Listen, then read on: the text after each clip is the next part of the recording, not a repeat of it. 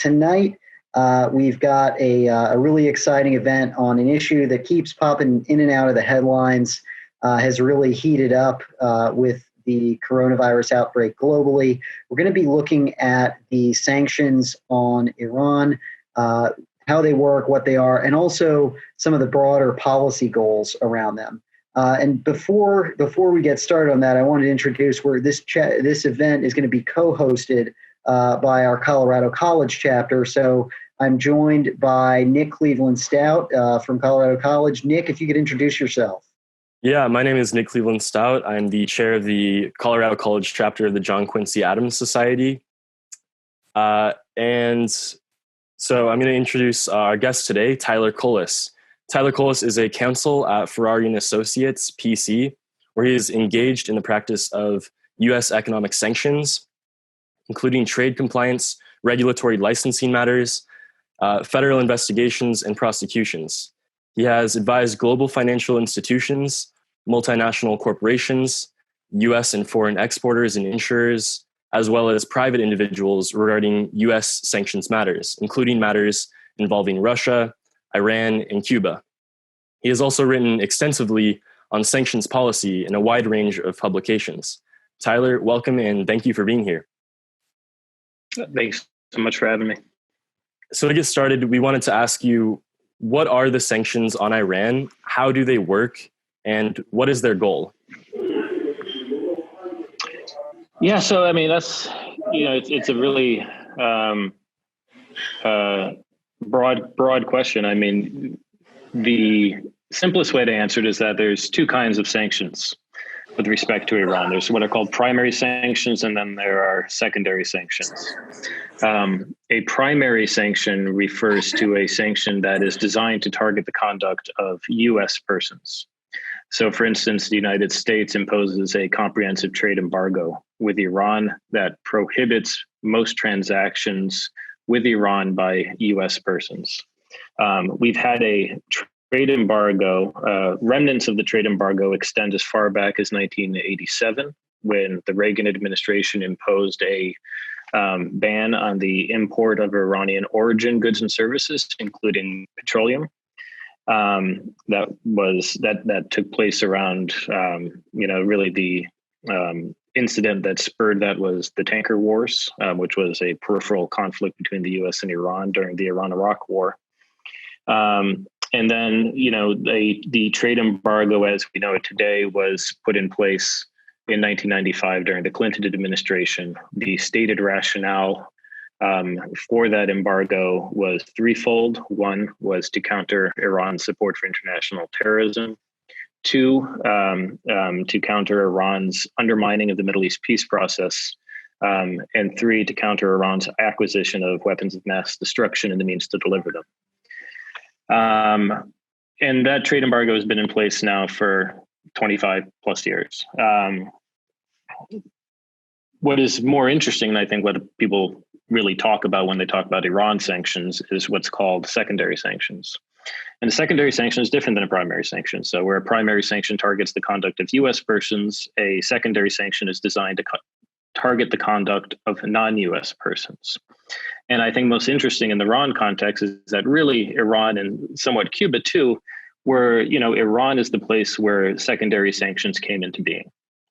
So this was the same time the United States was considering imposing a trade embargo in Iran. There was legislation in the Congress at the time, around 1995, 1996, to impose sanctions targeting foreign investment in Iran's energy sector.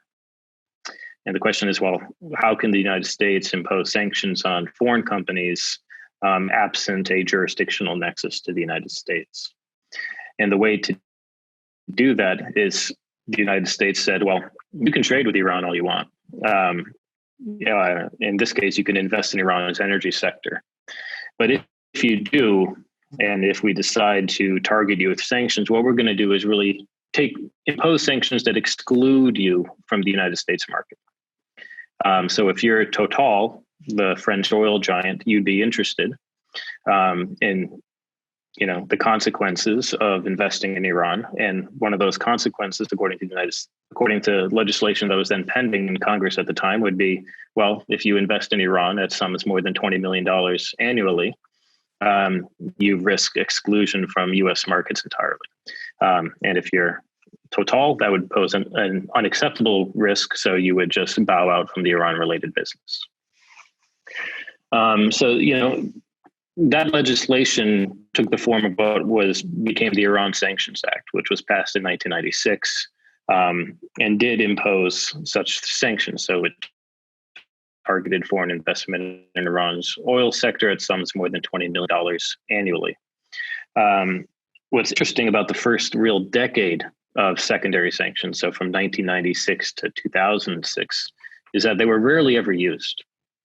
In fact, during the entire reign of the Clinton administration, President Clinton waived the imposition and application of the Iran Sanctions Act sanctions.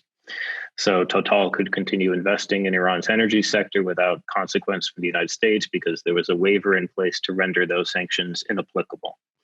The Bush administration took office, did the same thing. And it was only really until around 2006, 2007, with the election of Mahmoud Ahmadinejad, the breakdown in talks between Iran and the European three, the UK, Germany, and France, that the United States decided to get a little bit more serious with its imposition of secondary sanctions and really test its capabilities as to how much pressure it could impose on foreign governments and foreign companies engaged in trade with Iran. And really, the really defining moment for U.S. secondary sanctions takes place around 2009, 2010. And that is what the true advent of what are called financial sanctions.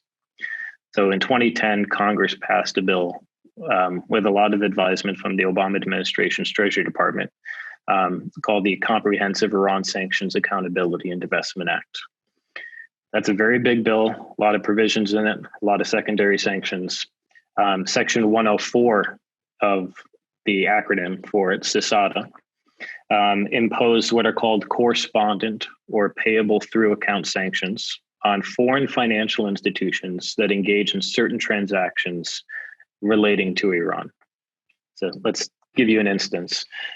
The United States exercises a number of counterterrorism authorities. One of those counterterrorism authorities is Executive Order 13224, under which foreign parties can be designated for engaging in sanctionable activities related to terrorism. The United States imposed that sanction on Bank Sadarat, one of Iran's largest state-owned banks, around 2006, 2007. What CISADA did was said, if you're a foreign bank and you facilitate a transaction with a party designated pursuant to Executive Order 13224, so if you facilitate a transaction with Bank Iran, one of Iran's largest state-owned banks at the time, the risk of you doing so is that we're going to impose correspondent account or payable through account sanctions, meaning that any accounts you maintain in the United States will be shuttered immediately and you'll be kicked out of US markets.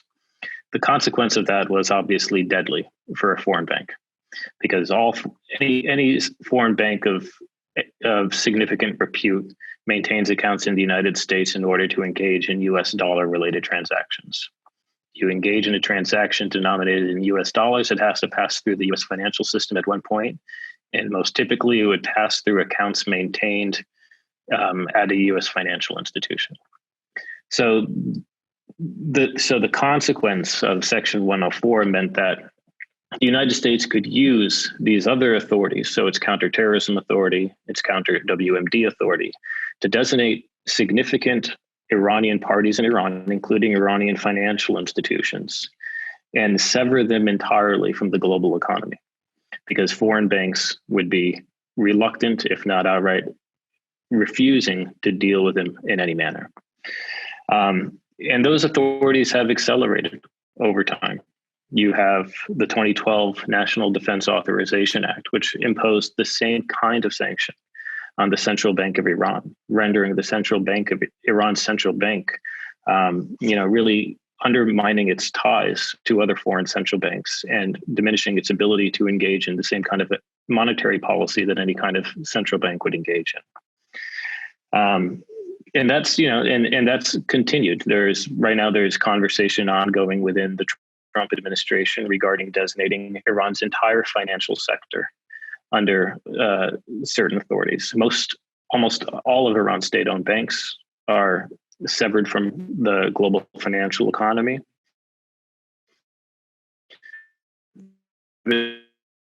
Financial institutions there's just a few Iranian banks immune from U.S. sanctions and they continue to be able to facilitate trade outside their borders. The second kind of secondary sanction, which is somewhat of an invention in the Iran context, as well as what's called a sectoral sanction. So a sectoral sanction is different than a financial sanction. What a sectoral sanction does is it provides authority to either the Secretary of the Treasury or the Secretary of State to designate parties operating in a sector of Iran's economy. Right now, almost all significant sectors, all sectors of Iran's economy that generate any kind of meaningful revenue are subject to sectoral sanctions. That includes the energy sector, the shipping sector, the construction sector, the mining sector, Iran's manufacturing sector, even Iran's textile sector. All of them are subject to sanctions, meaning that any person operating within those sectors can be designated by the United States and placed on U.S. sanctions list, and any foreign person engaged in transactions or providing significant goods or services to those sectors could also be. And the effect of that, of course, is that Iran's manufacturing sector is unable to import goods from outside the country in any meaningful way to engage in whatever it needs to do inside the country. The latter half of the question is, okay, so, that's a very broad, generalized view of what U.S. sanctions are. What's the rationale behind those sanctions? And truly, the rationale has changed over time.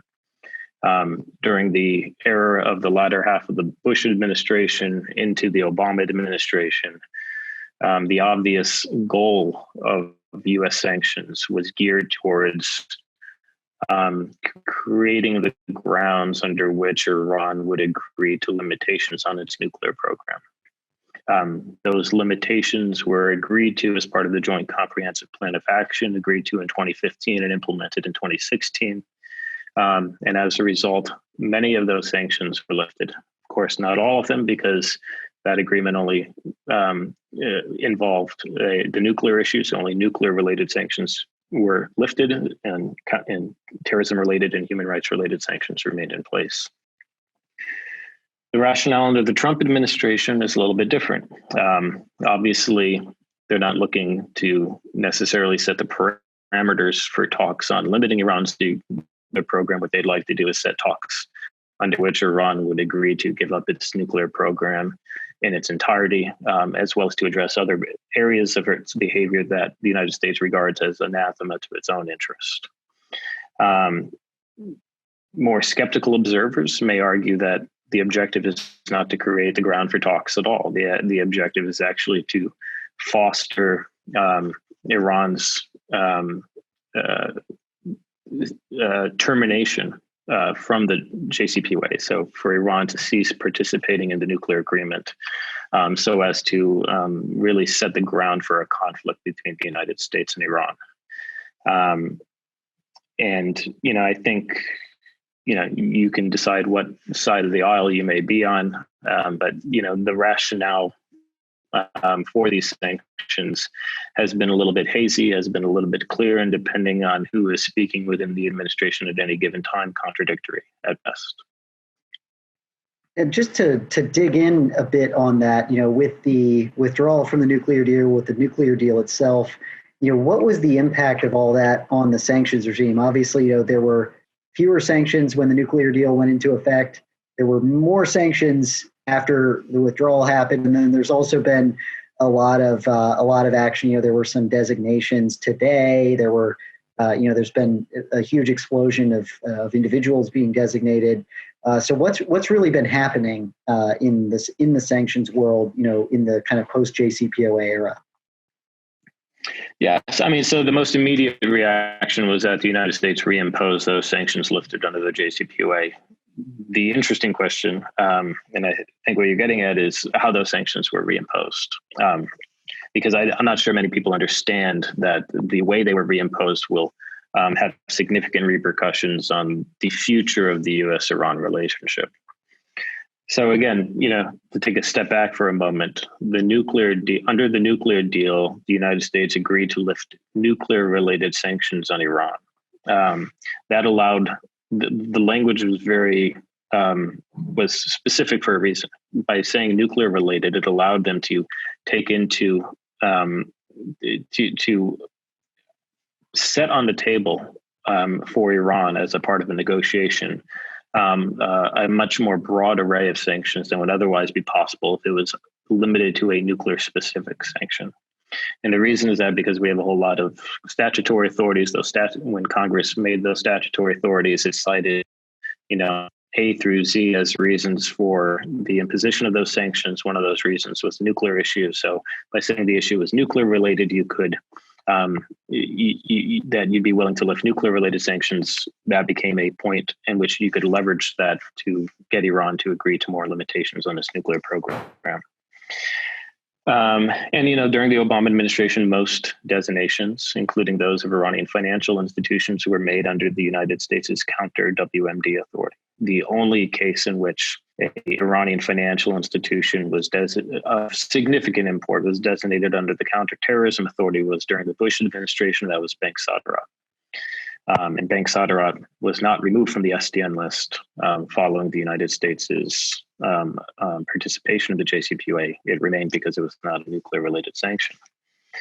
What the Trump administration did when it reimposed sanctions was that it said, okay, we got to put all these Iranian companies, entities, and financial institutions back on the SDN list. So how are we going to do that? Well, you could do it one way. You could just put them all back under the authorities under which they were designated. That would likely prove the most easiest way for those inside the Office of Foreign Assets Control at the Treasury Department, because an administrative record had already been created with respect to all those entities. So you just have to reopen the file and say, okay, the grounds for their listing on the sanctions list remain the same. Here we go. That's not what the Trump administration did. The Trump administration did was it designated a significant portion of those entities that had been removed from sanctions list, redesignated them under non-nuclear related authorities. And that includes Iran's financial institutions. So all of a sudden you have a much broader array of Iranian banks designated under the US's counterterrorism authority or its human rights abuse authority. You have a number of Iranian companies designated in the same manner. We're not going to target them for under the WMD authority. We're going to target them under the counterterrorism authority. And the reason for doing so has been relatively explained by at least outside advocates of the Trump administration's approach to sanctions. And the term they use over and over again, and there's actually a Wall Street Journal op-ed piece titled that has this very title, is called, let's create a sanctions wall with Iran. And the sanctions wall has a dual meaning. And on the one hand, it means we want to create a figurative wall with Iran's economy, so that if a future administration wants to, enter into negotiations with Iran or rejoin the nuclear agreement, Iran will not be satisfied with any compromise struck because of the residual effect of these sanctions, that companies will be hesitant to move back into Iran in any meaningful way. And as a result, Iran will remain isolated from the global economy, even if, de jure it is able to, engage in trade as it so pleases. And then, the second meaning was that, well, if you designate them is really to create a sanctions wall to limit the future options of a administration in the first instance. So, let's not even talk about what may be the practical consequences of entering into an agreement with Iran. Let's also talk about the ability of an administration to strike an agreement in the first place. And the reason is because a successor administration to the Trump administration will have a political difficulty at home stating that we're interested in rejoining the nuclear agreement with Iran, and we're going to lift X, Y, and Z sanction when those sanctions are now imposed under non-nuclear related grounds. So if the JCPOA's purpose was to lift all nuclear related sanctions, to get Iran to move on its nuclear file in ways of interest to the United States, by imposing non-nuclear related sanctions, those sanctions can no longer be, removed per se as a political manner, because there will be outcry in Congress and elsewhere saying that, well, you're lifting a terrorism related sanction on Iran in order to get them to come back into compliance with the nuclear agreement. That's not what we thought the nuclear agreement was all about. We thought we retained the ability to target Iran's conduct related to non-nuclear related reasons. And if you're saying that the only way we can get back in this is to lift non-nuclear related sanctions, then maybe we don't want to get back into this at all. And I really think that that latter purpose really has been the motivation for a lot of the Trump administration's actions to date. It has a real interest to stymie a successor from being able to re-enter the JCPOA or to engage in any fruitful negotiations with Iran with respect to its nuclear program in isolation. It raises the question, is there interest in, is there a capacity to enter into a broader agreement with Iran that addresses other areas of Iran's behavior in order to reach an agreement. But it's hard to see that is the underlying motivation from some of these outside advocates of this approach. And then stemming from that, what we've seen is a dramatic expansion of the U.S. sanctions regime. Trump administration has styled this as maximum pressure. And really, we've maxed out on sanctions with Iran. We've targeted almost all of Iran's financial institutions, including those of any significant import. We've targeted all, as I noted, all sectors of Iran's economy that generate any kind of meaningful revenue. The Trump administration is engaged in internal deliberation about, as I noted, designating Iran's entire financial sector as a sector of Iran's economy subject to sanctions under the secondary authorities. But the practical import of that is rather limited because most Iranian banks are already designated. So you'd really only be targeting a few private Iranian banks that retain, ties with third-tier foreign financial institutions outside the country and are able to facilitate trade in, rather, meaningless ways. The Trump administration has maxed out its leverage with respect to Iran, at least on the sanctions front. And it's proven difficult to see how things move ahead from here, other than small designation actions like the one we saw today, where you target an Iranian prison in Iran that has no ties outside the country and has no significant resources or assets in the United States. And you pretend that's a meaningful action imposing some kind of repercussion on Iran. But in reality, it has no repercussion whatsoever. Right now, the question is, to what extent has the leverage we've used up going to produce a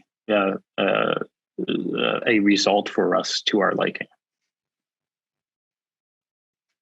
Thank you, Tyler. So you've talked about how the U.S. has imposed pretty much every sanction imaginable on Iran. Can you tell us a little about what the humanitarian impact of these sanctions has been? Yeah, the humanitarian impact has been rather substantial, and it's been substantial for a long time. This is not a new phenomenon per se. Back in the heyday of the Obama administration, a lot of the same concerns were being raised. And really, the core issue here is that when you target a substantial portion of a country's financial sector, what you do is you make it very difficult for them to engage in a cross-border financial transaction and allow them to engage in meaningful trade. So to give an example, even under the Obama administration, most of Iran's financial institutions were also designated under the counter WMD authority. And as I explained, the effect of that in connection with certain U.S. statutory authorities, is that foreign banks are effectively barred from engaging in financial transactions with those banks entirely. And a lot of people talk about a humanitarian exception with respect to sanctions. There is no humanitarian exception under Section 104 of the Comprehensive Iran Sanctions Accountability and Divestment Act. If your bank Sadarat a foreign bank cannot facilitate a humanitarian transaction involving bank Sadarat, or else it risks being subject to correspondent account or payable through account sanctions in the United States. So if you're designated under the Counter WMD or the Counterterrorism Authority, you're automatically shut off, not just from non-humanitarian dealings, but humanitarian dealings as well. So what you're stuck with, and this is true under the Obama administration, is a very limited sum of small private Iranian banks that are seeking to be able to facilitate humanitarian trade, including medicine, medical devices, and agricultural commodities into Iran. And that proved a great difficulty because even if those banks are not subject to sanctions, the instinct of a lot of foreign financial institutions, most particularly those in Europe, is that if they retain any kind of connection to the U.S. financial markets, they want nothing to do with the Iranian banks. It doesn't matter if they're sanctioned or not. There's on the one hand a sanctions risk, because the sanctions risk is that in the future this bank may become designated, and any account I maintain with them may immediately be sanctionable. Because there is no period of time under which the United States regards as, you can have a wind down for X period. There is no wind down for these kind of designation actions. And secondarily, there is a reputational risk. Banks don't want to be seen as maintaining accounts for Iranian financial institutions, because Iranian financial institutions have been, stained with the reputation of engaging in money laundering or or financing terrorism, et cetera, et cetera. That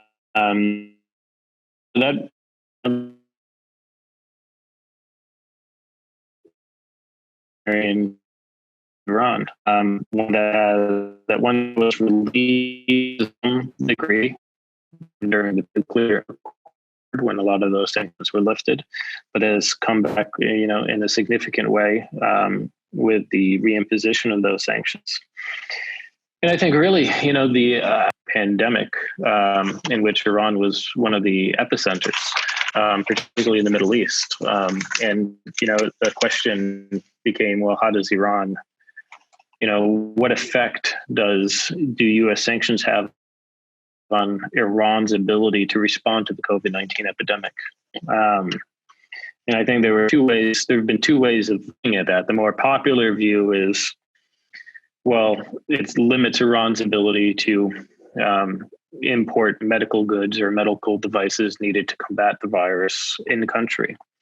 I think that's perfectly right, but I also think it is a little too limiting. The secondary view is that, well, what the sanctions are actually doing is preventing Iran from engaging in the kind of policies that may be necessary to counter the virus.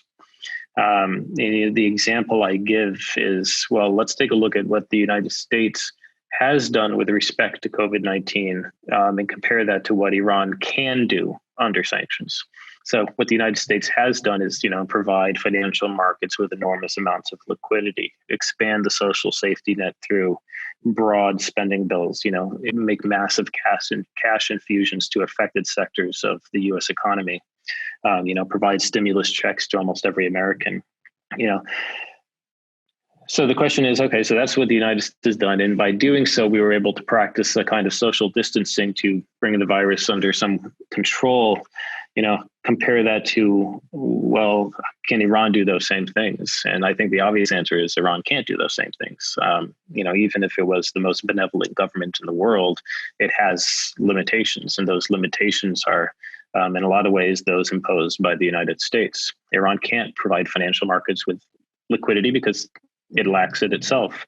It can dramatically expand the social safety net because its main source of export revenue, its oil sales overseas, have been cut off entirely. For the same reason it can't make cash infusions to affected sectors of its economy. And when you can't do those things, what it means, and we've actually seen this in practice, is that measures that Iran could take that are designed to practice social distancing and bring the virus under control can't be taken, because that would mean shuttering the one remaining sector of Iran's economy that is viable, which is really its domestic economy. So you can't, it's hard to close shops in Tehran if what it means is that, well, those are the only people going to work, and those are the only things we can buy. That's the only really operating sector of our economy. If we shut it down, then we have nothing. And if we send people home, we can't even give them money to stay home. I said we've seen this in practice because, Iran, had started to bring the virus under control, realized that it needed to open things up again, started opening things up again. And over the past few days, we've started to see the numbers in Iran, move back up. And as somebody who really pays attention to the sanctions, it is just so patently obvious that, well, Iran can't engage in the kind of policies needed to bring the virus under control, even if it had the, even if it had the benevolence and the intelligence to do so, because U.S. sanctions simply prevent it from taking those actions. And I think that impact will be accelerating over a period of time, because unless there is a broad-based sanctions relief with respect to Iran, Iran's not going to be able to do the things needed to really counter the virus. Yeah, so just to kind of dig into that, there is the administration has talked about having a humanitarian channel available. They've made a lot of noise about it. How viable is that channel? If like I haven't seen somebody saying, "Hey, here's your GoFundMe for ventilators for patients in Iran," or something like that. Is it possible to actually use this channel that exists? Yeah, so I think the most interesting thing about this is that there is no channel per se. So what they announced in October 2019 is they called it a humanitarian mechanism or a financial mechanism. Now, if you read the guidance document put out by the Treasury and the State Department, the question you'll be left with is, okay, mechanism. Because what it actually is a guidance to foreign governments and foreign financial institutions to come to the Treasury Department to seek written assurance from Treasury that they will not be subject to U.S. sanctions if they can engage in some reporting requirements and enhanced due diligence measures with respect to Iran-related transactions. And those reporting requirements are quite onerous and have to take place on a monthly basis. And if the Treasury is satisfied with the conditions proposed by a foreign government or a foreign financial institution with respect to any purported humanitarian mechanism, then Treasury will agree to give the seal of approval to that mechanism. So really, you can establish it. It's an opening to establish a humanitarian channel with Iran, but it doesn't create in and of itself a humanitarian channel. Now, there is one country that has taken the lead to create a channel, but it is limited to exporters of its home country, and that is Switzerland. So in February 2020, the Swiss and the United States jointly announced what is known as the Swiss Humanitarian Trade Arrangement, the SHTA, which is a financial channel. The bank is unclear, but is a financial channel under which Swiss exporters can trade in humanitarian items with Iran. Again, that's limited to Swiss exporters. And on the same day they announced the channel, they announced that they were doing a test case. So they were sending a small sum of medical devices to Iran for X million of dollars to show that this mechanism is real and it will produce benefits to Iran and to any Swiss exporters. Recent reporting indicates that channel hasn't been used at all. That there are significant problems, including that the participating banks don't take too kindly to the reporting requirements imposed on them by the channel itself.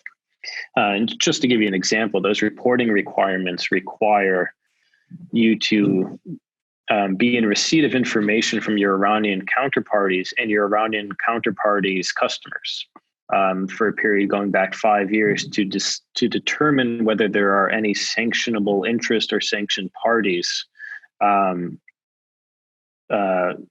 involved in the transaction in even a peripheral way. So if your Iranian counterparty has a customer and that customer has a board member that was designated at some point in the past 5 years, well, you have to report that to Treasury, and Treasury may look askance at it and decide not to give the seal of approval.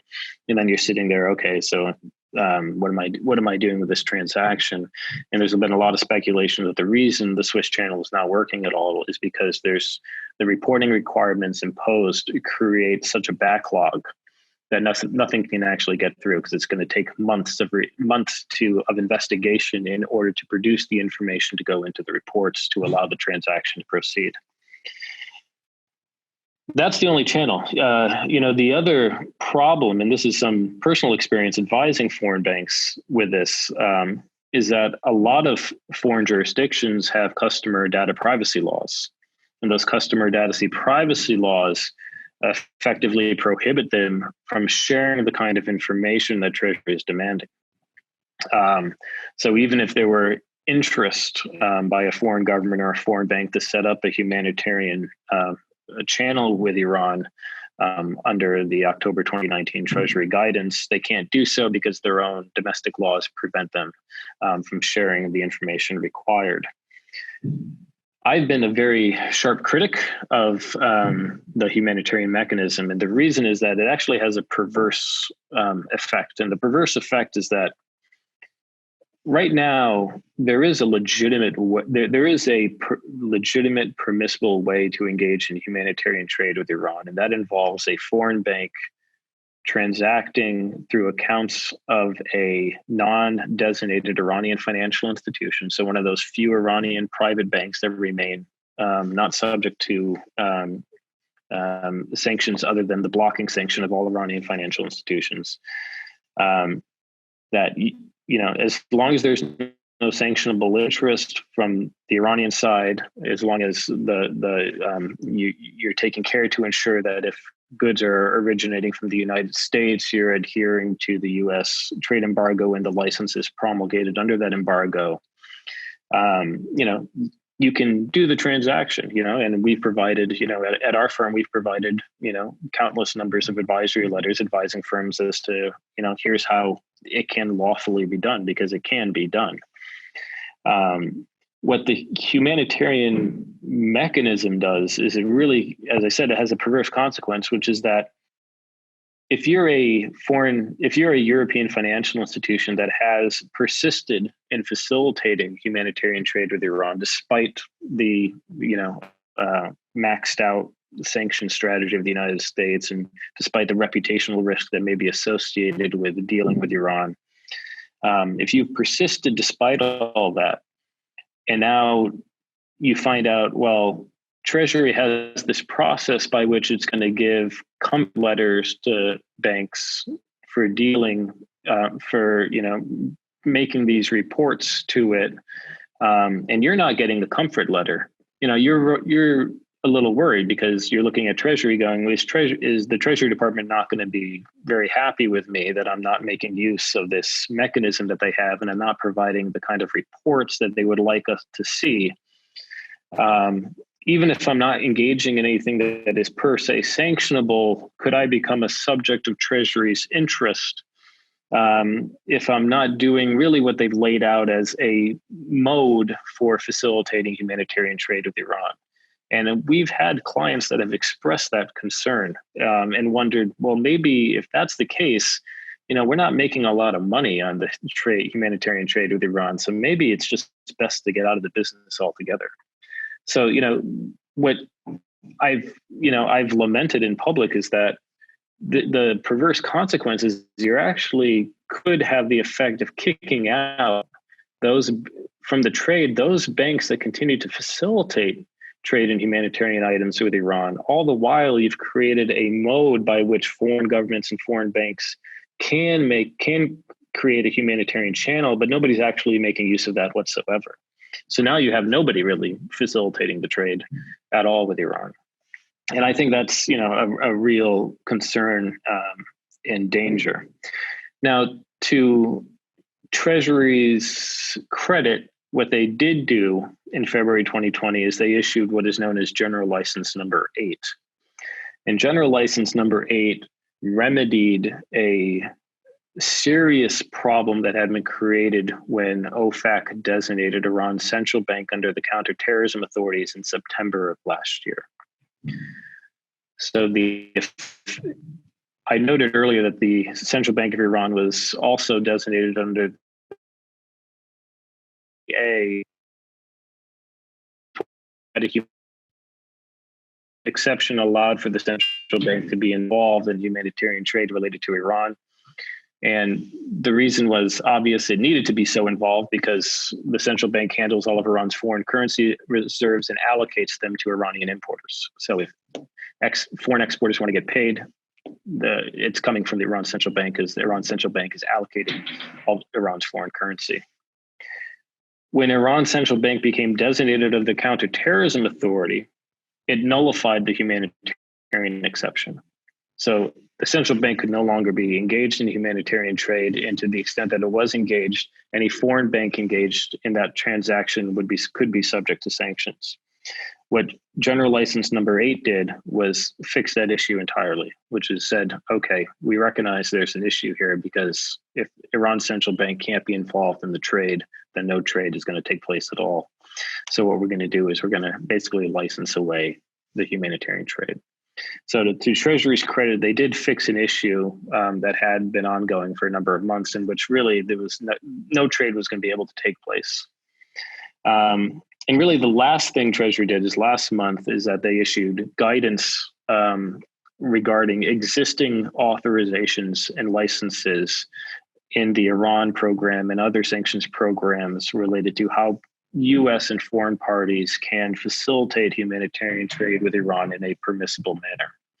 There were no new authorizations, there were no new licenses provided, but it did provide, broad guidance to interested communities that may want to export such items to Iran.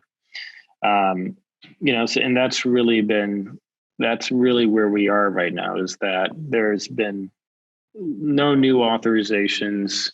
There's been no real sanctions or relief for Iran. But Treasury has decided what it wants to do is be limited to providing guidance to parties interested in facilitating that trade.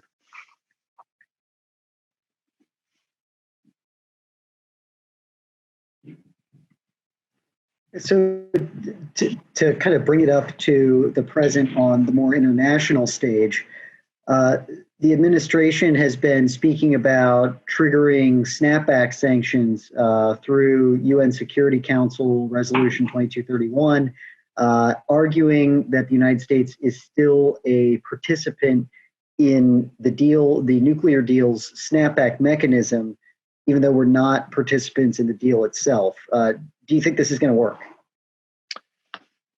It could work. The interesting thing, I'll tell you, as a lawyer, this is not a legal question at all. You could make it, I think the stronger argument is obviously the United States is no longer a participant in the JCPOA because it stated that it had ceased its participation in the JCPOA when John Bolton, his national security advisor, had a conference call on that same day, May 8th, 2018.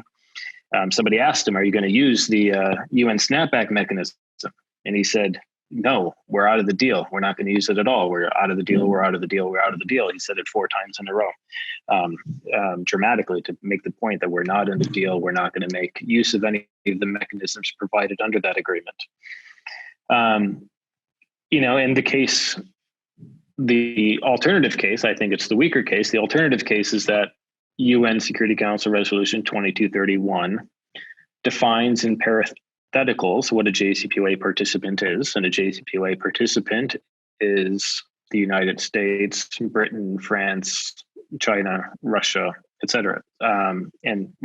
That reading is, well, they defined us as a JCPOA participant, so no matter what we do, we can't change that fact, so we can make use of the mechanism provided under that Security Council resolution. The reason I say it's not a legal question is because really it's just going to be power politics at the Security Council. And the question is the United States going to be able to force its way to create a vote?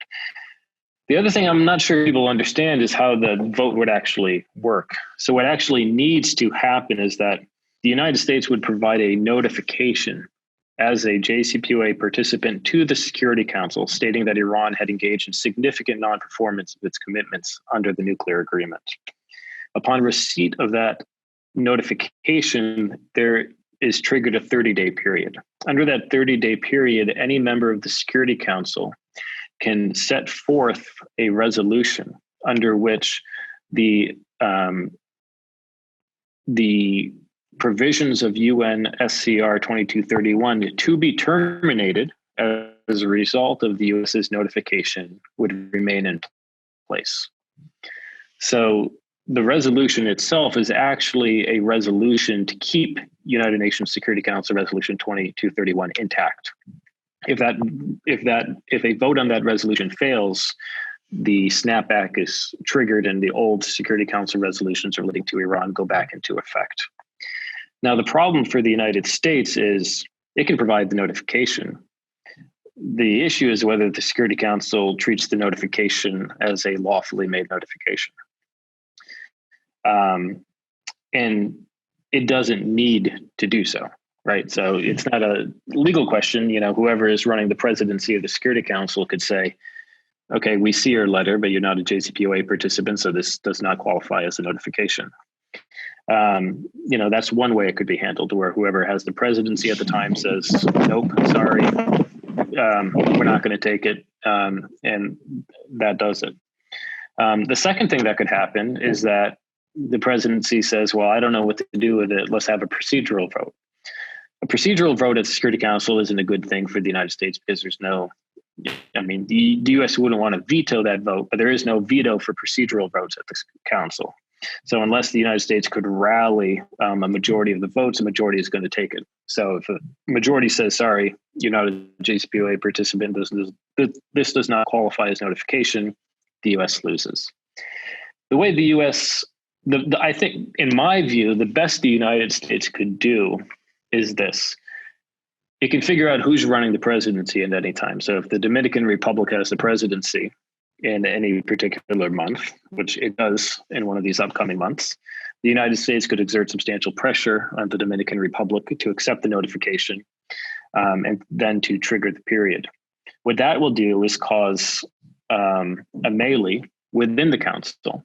So I would imagine that Russia, China, somewhat the Europeans would be like, well, we don't accept this notification, despite the fact that the presidency of the council has accepted it itself. And what the best United States could do then in that instance would be, well, you could have the Dominicans set forth a resolution, and you'll have a lot of abstainments on that resolution because the majority of the council will view that resolution as ultra vires, so beyond law and no good. And the United States will say, well, the old Security Council resolutions are back into effect, and will exist in this period of time under which there is no real operable law to Security Council because nobody can decide on what that law is. And I think that's the best the U.S. can do under the circumstances, unless something were to dramatically changed with the Europeans, and I don't think that's the case to the extent that Europe has really taken the line that we're going to wait out the Trump administration. We're going to see what the elections are like in November. If the Trump administration isn't there anymore, then we can see we can talk with the successor as to what to do with the remnants of the JCPOA. And I think there's only a few months left, so I think it's going to stick to that line and not allow the old resolutions to go back into effect. I think there's also a very interesting question here as to why the United States is pressing this issue.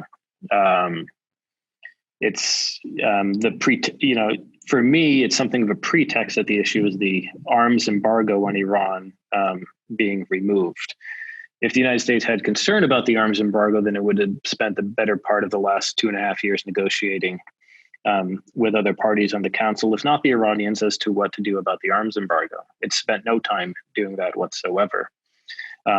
It has simply decided that it's going to put forth a resolution that it knows is going to be voted down, extending the arms embargo. And in the case of that resolution being voted down, it's going to attempt to trigger snapback. My view is that the attempt to trigger snapback is part and parcel of the broader maximum pressure strategy with respect to Iran, which is really aimed at pushing the Iranians out of the nuclear deal. For me, the maximum pressure, the reimposition of sanctions, the dramatic escalation of sanctions have been really aimed at how can we force Iran to realize that it cannot benefit from continuing to adhere to the nuclear accord or continuing to stick to the agreement, and really pushing them out of that agreement so as to set the stage for a new kind of conflict with Iran. And I think the snapback is part of that. I don't think they had any intention of using it because I think they believed that there wouldn't be a JCPOA at this point to wreck. And I think this is kind of a last-ditch Hail Mary strategy on their part, aimed at finally terminating the nuclear accord for good, so that in the case of a successor administration, there is no agreement to go back to. Yeah, so let's we're going to pivot right here to audience questions. But first off, a lot of our students are interested in law, but also in international affairs. And you're kind of working at the intersection of that. How did you get to where you are? It was somewhat, luck. I went to law school at Boston University rather aimlessly. I didn't have a real idea as to what I wanted to do. And I spent the better part of 2 years in law school,